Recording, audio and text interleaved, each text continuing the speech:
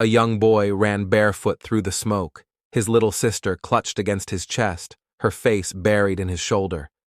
Behind him, the teepee they had slept in was on fire. Bullets snapped past his ears. Somewhere to the left, someone screamed. He didn't know where his mother was.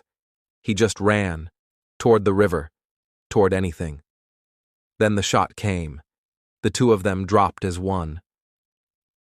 It was August 29th, 1865, and 500 Arapaho were camped along the Tongue River, nestled in a shallow bend where the willows grew tall and the water ran cold and clear. Women were just beginning to stir. Some were stoking fires. Others were still wrapped in buffalo robes beside their children. Dogs padded quietly between the lodges. The sky had just begun to change. There were no guards posted. No alarms sounded. There had been no warning. From the ridge above, over 200 cavalrymen had gathered under the command of General Patrick Connor. He had orders to strike any native camp considered hostile as part of the Powder River expedition, a campaign to clear the northern plains for settlers, ranchers, and the coming railroad. Connor knew there were mostly women and children below, but his orders didn't make exceptions. He gave the signal to fire, and within moments, the sleeping village became a war zone. The soldiers rode fast into camp, trampling dogs and smashing cook fires beneath hooves. Teepees were torn open with sabers or set ablaze. Gunfire erupted in every direction. Men still rising from bedrolls were shot before they could reach for rifles. Children ran screaming toward the brush.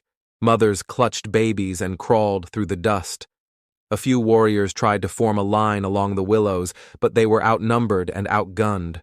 One was shot in the throat while calling for the others to fall back. Chief Black Bear shouted for the people to scatter. He called for the women to take the children and run for the river. He called for the warriors to hold the line.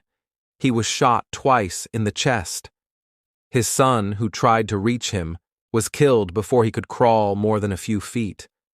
Bodies fell between the lodges. Some were trampled.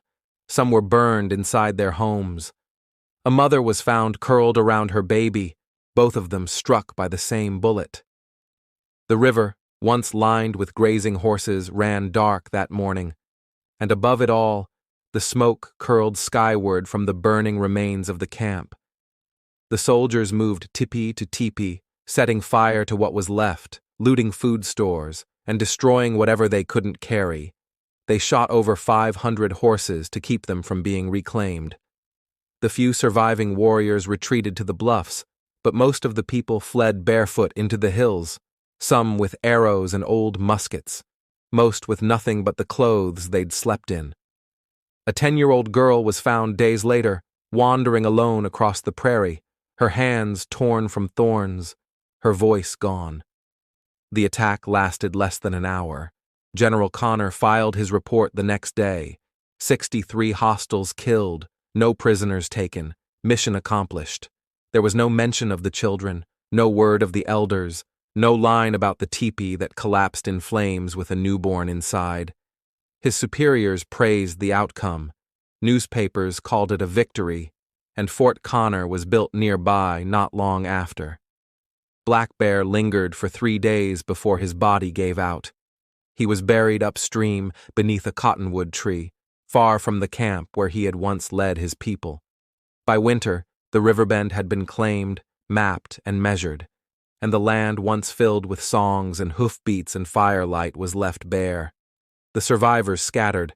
Some joined northern bands, others drifted west.